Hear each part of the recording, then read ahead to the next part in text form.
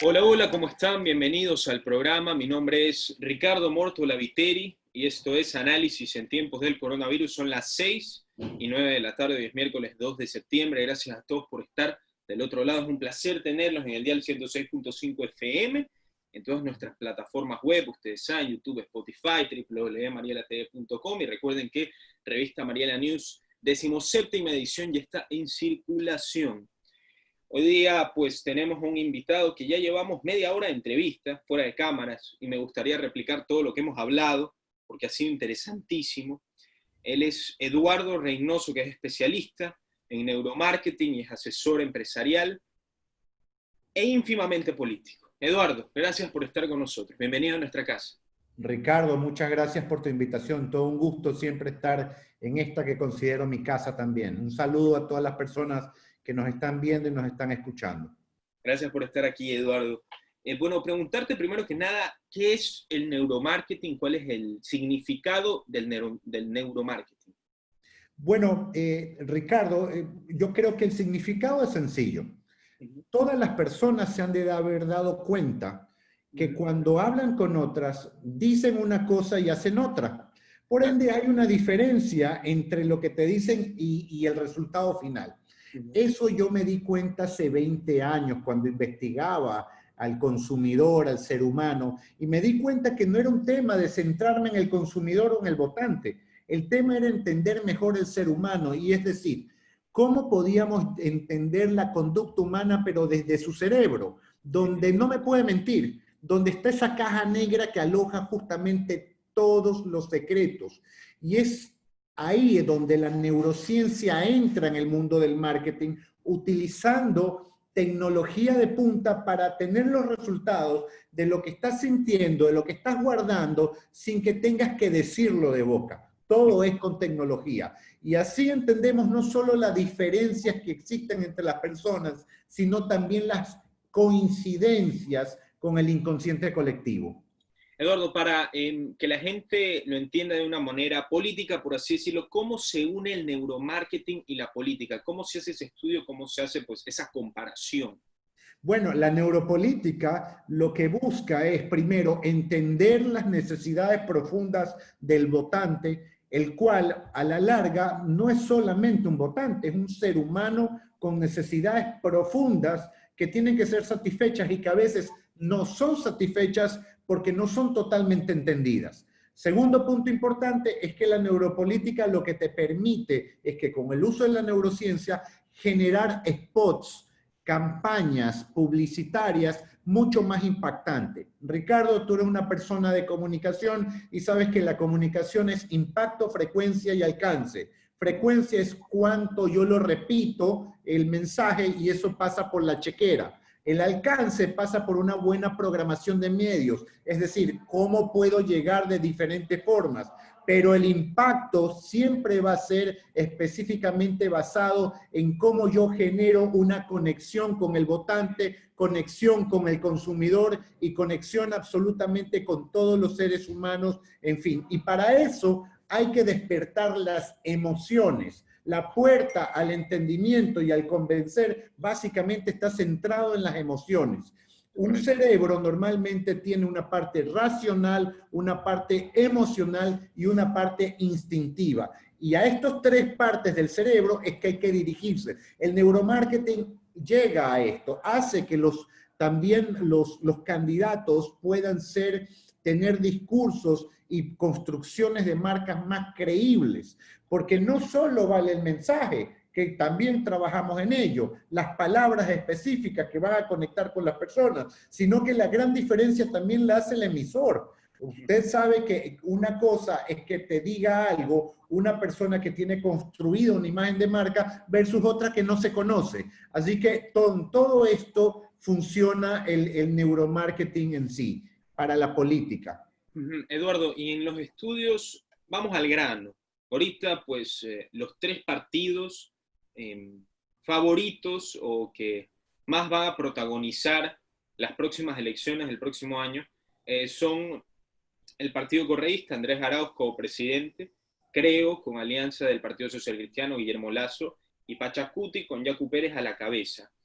Cuando usted se enteró de estos tres partidos políticos, ¿qué conclusión sacó comparando con las elecciones de hace 4 años, donde fue mano a mano Correa-Lasso, a comparación de 4 años después? ¿Cuál fue el estudio que usted hizo basado en el neuromarketing y la actualidad del país, que no solamente es una actualidad normal, sino una actualidad de que acabamos de pasar el coronavirus, pérdida económica, etcétera, etcétera?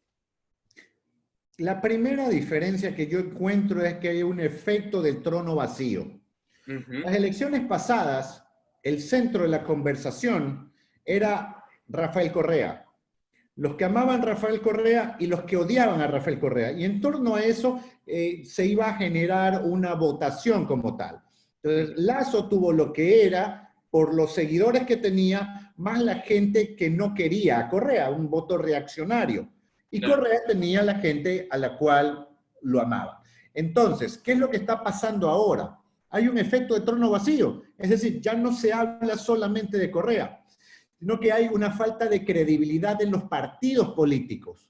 Por eso es que mucha gente ha creído que es el outsider, mucha gente se ha lanzado creyendo que tiene oportunidades, cuando en realidad lo que estamos viendo es 18, 19 candidatos, de los cuales 16 tienen menos del 1%, y hay tres personas que en realidad de alguna forma tienen un porcentaje importante como tal, todos los demás tienen el 1%. Ahora, esta fragmentación, ¿qué es lo que hace? Hay un reconocimiento de que los partidos y las imágenes que hay hoy son débiles. ¿Por qué? Porque hay una fracción de la ciudadanía o del Ecuador como tal, que piensa que los partidos de derecha o la partidocracia tuvo su oportunidad y falló. Que el socialismo, por el otro lado, tuvo una oportunidad y también falló. Y que el gobierno central hoy, que no representaba al otro, ni lo otro tampoco, también tuvo su oportunidad y falló. Entonces, bajo esta fragilidad, yo no creo mucho que la gente se esté uniendo o generando alianzas, que le aseguro que no serán las únicas, porque por el bien del país, es porque se sienten débiles, porque saben que si no se juntan, no ganan. Y aquí yo lo que creo es que hay un espacio para un cuarto player, un cuarto competidor. ¿Por qué? Porque tenemos el socialismo del siglo XXI representado básicamente por Arauz, que es el correísmo. Sí. Vamos a tener un oficialismo que yo creo que va a arrastrar a muchos de los competidores que hoy realmente tienen 1%, se van a unir, van a generar una alianza. Vamos a tener por el otro lado la alianza, creo, Partido Social Cristiano, que considero que sería el tema de la derecha en sí.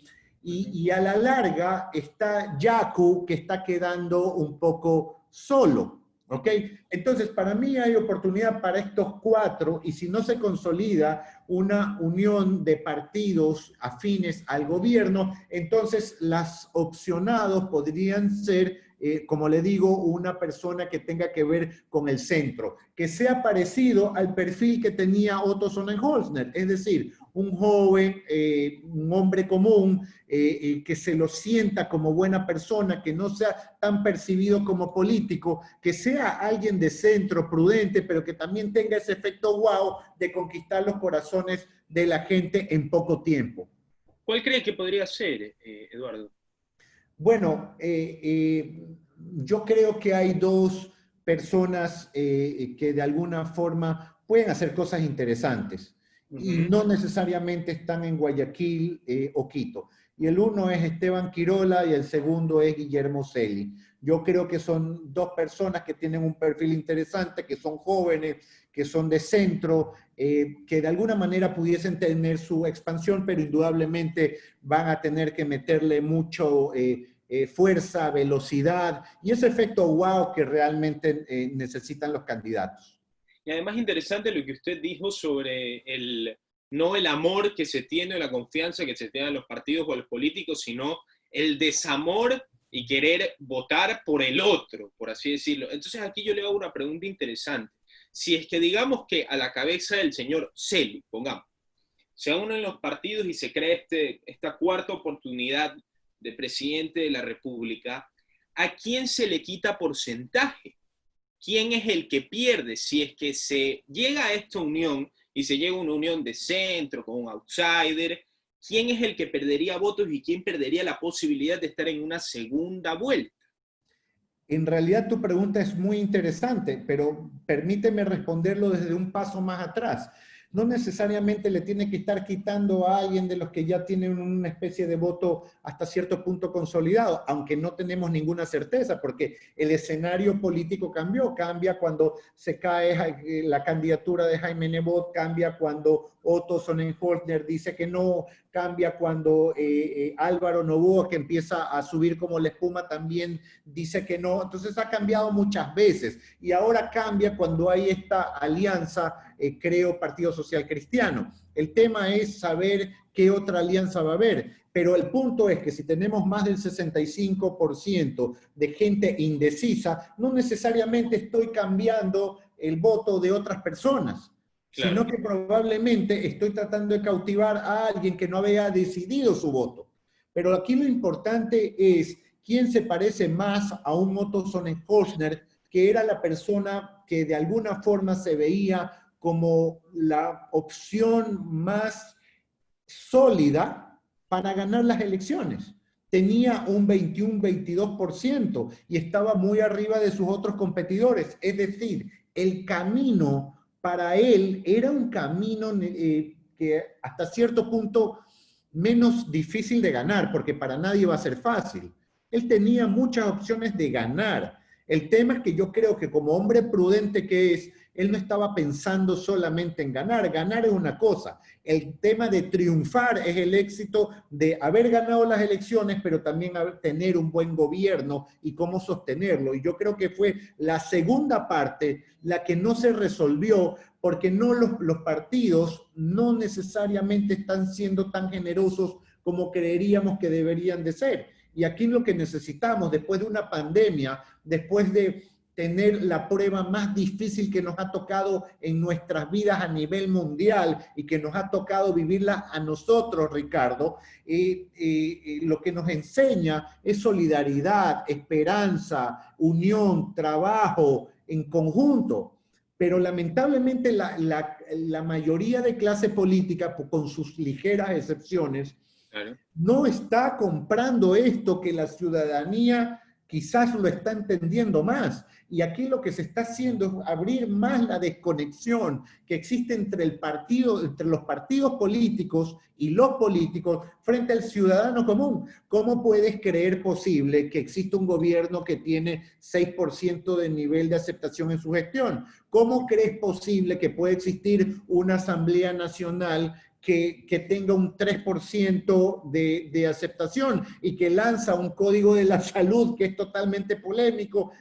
Gente que 60 de ellos están involucrados justamente en temas que tienen que ver con corrupción, de haber robado en lugares en los que no deberían de haber robado. No se debe robar en ningún lugar, pero peor en la salud. Por eso tenemos la cantidad de muertos que tenemos. Sí.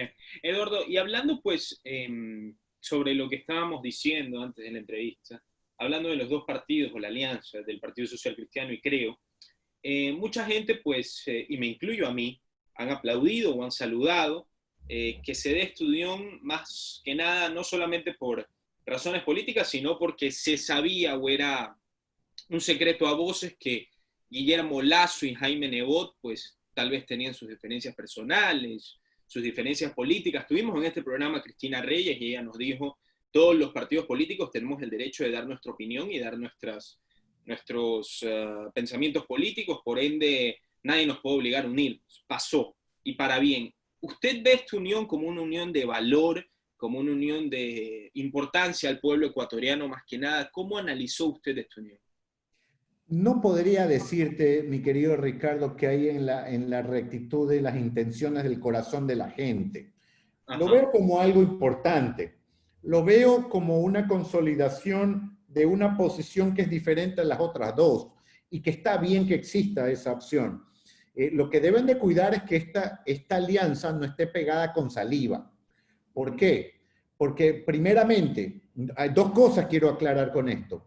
Una cosa es que te guste el encebollado Y otra cosa es que te guste el expreso doble, pero por separado, pero el expreso doble y el encebollado juntos quizás no pega. Entonces, la primera conclusión que yo te quisiera decir es, alguien hizo una investigación de mercado en la cual se veía que esta unión fortalecía la posición.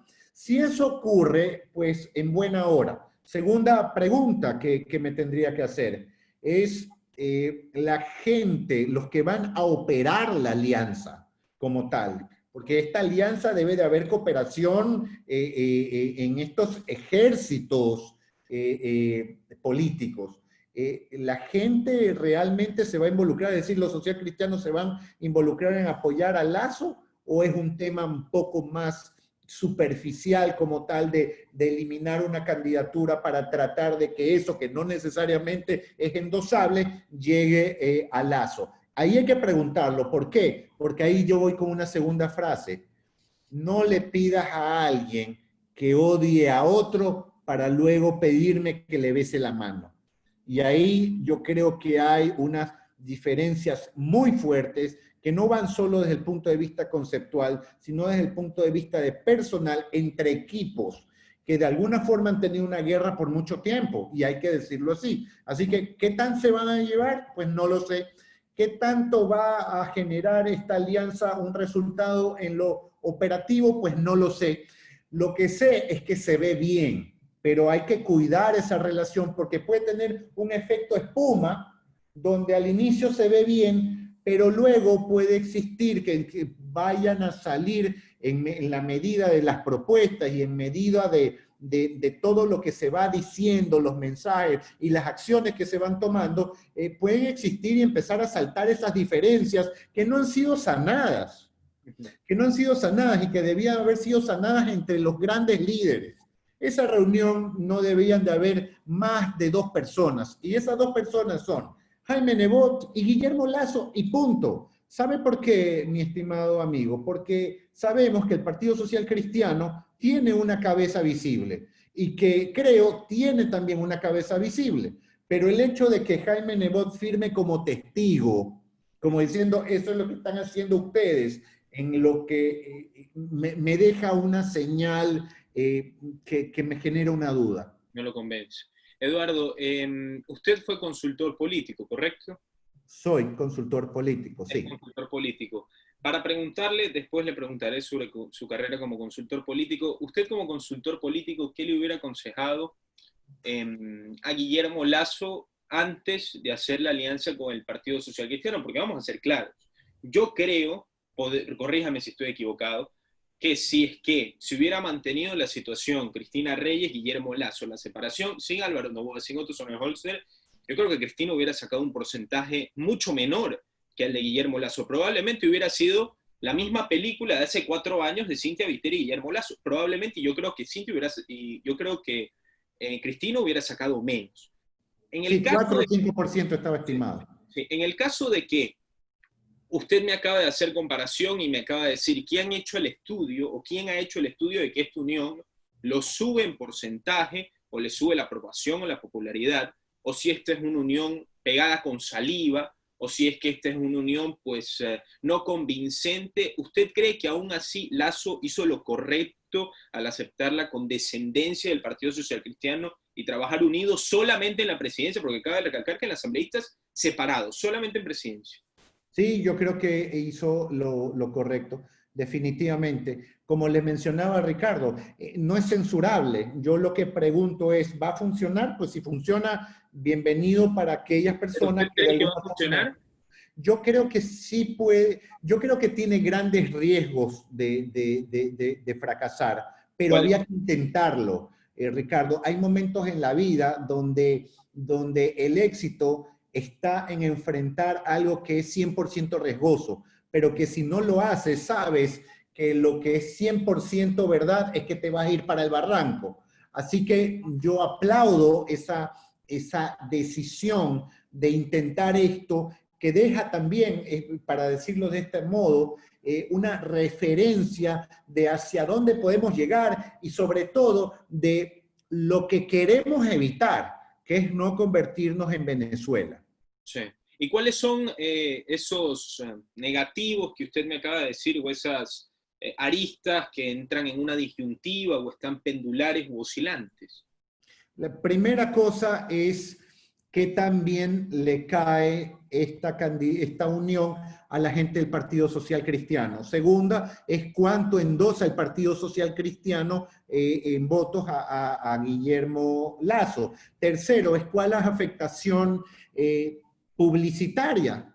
Porque mira, una estrategia que se utiliza en temas de marketing es empaquetar a los competidores, decir la vieja partidocracia, etcétera. O sea, los empaquetas a todos, los metes en el mismo saco y luego a todos les das. Así es como gana el establishment, así es como ganan las revoluciones, así es como gana normalmente la izquierda. Entonces, acá lo que ha ocurrido es que ellos mismos se han empaquetado, pues. Entonces, si tú usas neuromarketing y usas las estrategias correctas del otro lado, es fácil darle al target, es fácil darle al blanco. Entonces, Eduardo, hay que tener unos cuidados y hay que saberse blindar, ¿no?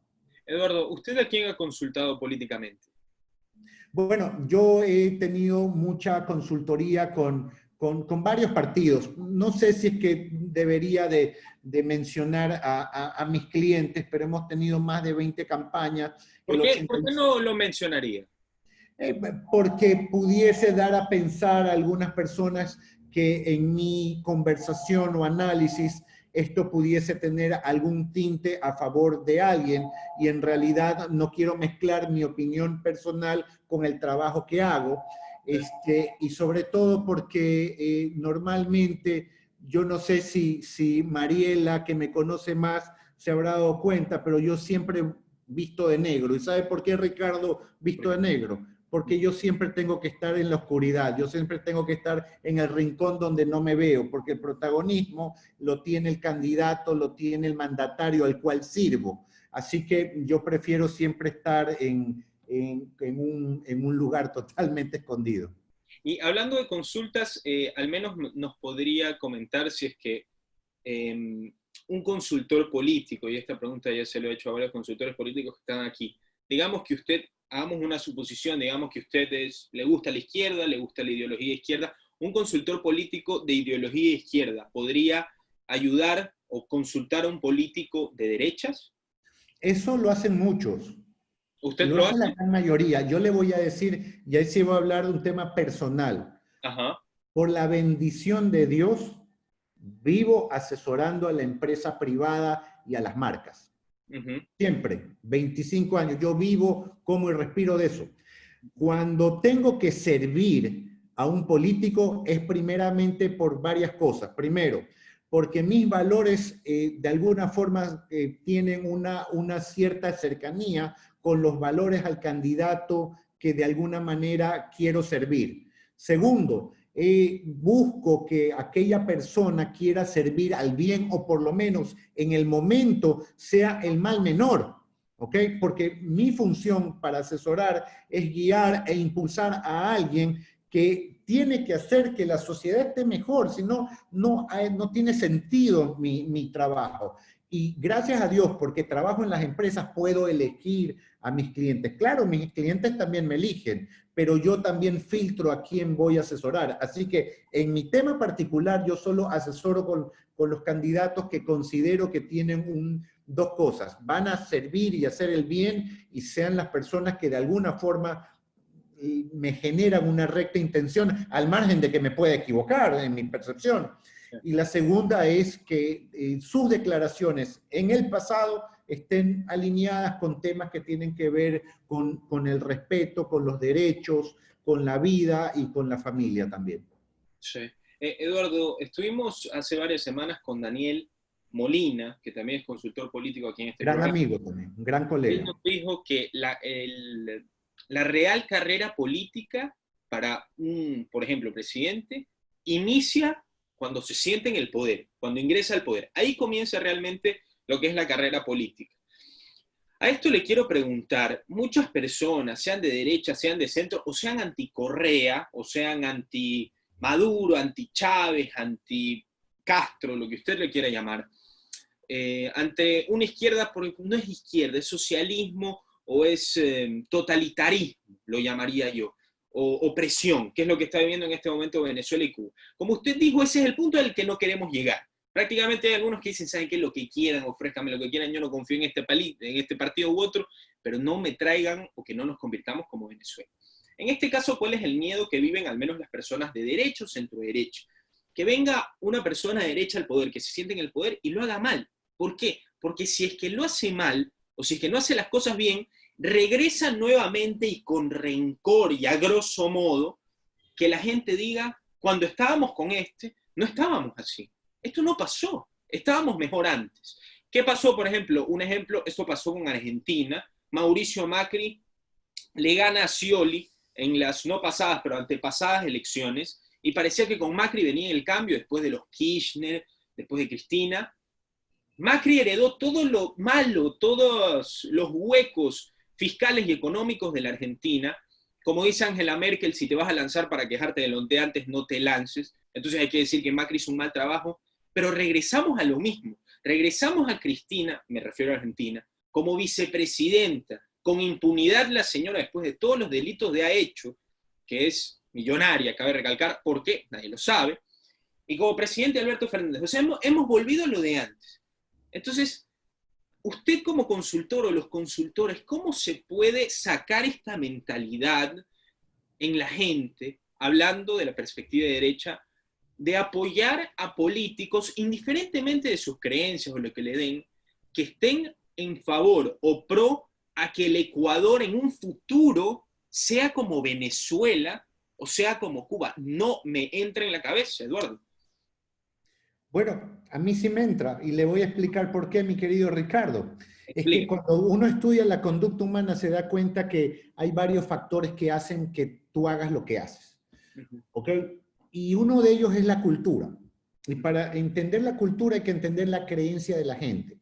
Si tú tienes un país donde la creencia sigue siendo es todos los políticos roban y no me importa que roben pero que hagan, entonces tú vas a tener claro de que cuando alguien venga y robe, pero es carismático, pero hizo algo por ahí, la gente va a ser permisible, mucha gente va a ser permisible a perdonarlo, ¿sí?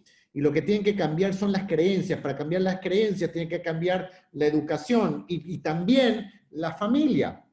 Hoy vivimos una crisis moral, de corrupción, porque si hay crisis en la clase política, no es un problema en la clase política, es un problema en la sociedad. Y ese problema en la sociedad se da porque hay una crisis en las familias y la gente no lo está viendo y no se está hablando de esto. Si hay crisis en la familia, en todo lo demás hay crisis. ¿O me vas a decir que los que roban solo son viejos? ¿Cuántos años tiene Salcedo? ¿Cuántos años tienen las otras personas que han salido con los problemas que públicamente se conocen? Son jóvenes también. Entonces no es el viejo, no es el joven, no es el pobre, no es solo el rico, son la mayoría. Entonces no son marcianos los políticos que están llegando al poder, son ecuatorianos, de cuna ecuatoriana. Así que hay que enfocarnos ya en el tema de educación y en el tema de familia. ¿Qué es lo que le estamos enseñando a nuestros hijos, a las futuras generaciones? Y eso es lo que está haciendo las creencias que hoy nos conducen por caminos que lamentablemente nos están llevando no para buenos lugares. Así que eso es lo primero, eso es lo que hay que rectificar de aquí a 20 años. Pues. El resultado, si lo trabajas hoy, Ricardo, lo vas a ver en 20 años y ese es el problema, que los políticos piensan en cómo salgo vivo de estos primeros 4 años y por último en una reelección, cuando en realidad debieran estar pensando en cómo dejo una semilla que de alguna forma dé un resultado dentro de 20 años. Pero es un trabajo ingrato, ¿sabes por qué? Porque aunque lo hicieras bien dentro de los primeros 4 años, el que venga va a tratar de cambiar, porque muchos políticos son así, van a tratar de cambiar el rumbo. ¿Sabes qué? ¿Por qué? Porque a veces para protagonizar necesitas quitarle brillo a lo anterior. Mira tú quién es el mejor aliado de Rafael Correa en estos momentos. El gobierno. Y me va a decir, Eduardo, estás diciendo una estupidez. ¿Cómo vas a decir que el gobierno es el mejor aliado de Rafael Correa? Claro, con el pésimo gobierno que ha existido, ha hecho que el cerebro, que siempre es comparativo, termine diciendo, antes estábamos mejor. Y hoy tiene posibilidades alguien que ha estado tan comprometido desde el punto de vista moral, ¿no? Y que es evidente. Entonces, estas cosas hay que ponerlas en orden, pero va a tomar tiempo. Eduardo, usted tiene toda la razón y comparto en cada una de las cosas que acaba de decir. Se nos ha acabado el tiempo, Eduardo. Muchísimas gracias por la entrevista. Ha sido un placer tenerlo como siempre. Un honor, querido Ricardo. Gracias por tu invitación. Un saludo, por favor, a Mariela, mi gran amiga, una persona sensacional. Así que gracias a todos también los que nos han estado escuchando y viendo. Muchas gracias, Eduardo. Un saludo. Bendiciones.